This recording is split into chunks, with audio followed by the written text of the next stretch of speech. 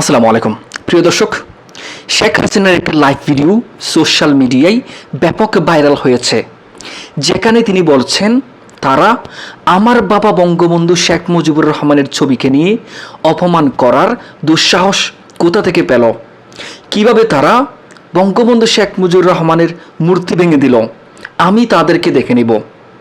খালেদা জিয়া আওয়ামী লীগকে ধ্বংস করতে চেয়েছিল, তারেক জিয়াও চেয়েছিল, আওয়ামী লীগ তাদের পরিকল্পনা নষ্ট করে দিয়েছে।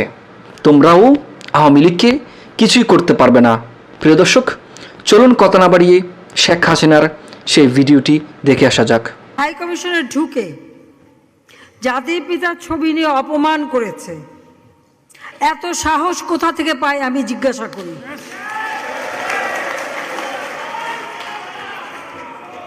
আমি জানি না আমাদের হাই কমিশনে এখন কারা বসেছিল এবং তারা সেখানে কিছুই করতে পারলো না কেন, সেটাও বড় প্রশ্ন। আর আমি আমার প্রবাসী যারা বাঙালি, না আমার প্রবাসী বাঙালিদেরও আমি বলবো যে যারা এই ঘটনাগুলি ঘটিয়েছে তারা চলাফেরা করে না, তাদের দেখেন না। যে হাত দিয়ে জাতির পিতার ওই ছবি নিয়ে তারা ভেঙেছে, তাদের যা উপযুক্ত করা উচিত সেটা করতে হবে। কারণ জাতির পিতার নাম মুছে ফেলার চেষ্টা করা হয়েছিল, তো তারিখ যেহেতু দূরের কথা, ওর বাপ তো চেষ্টা করেছিল এই নাম মুছতে, ওর বাপও চেষ্টা করেছে, মাও চেষ্টা করেছে। তারা কি পেয়েছে নাম মুছতে?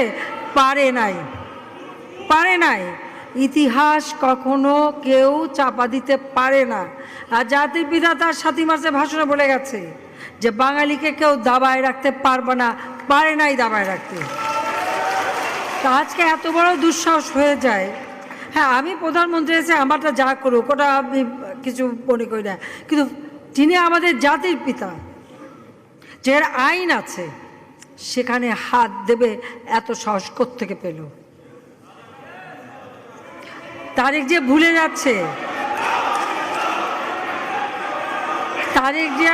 যাচ্ছে যে তার মা দুর্নীতি করে জেলে গেছে। আজকে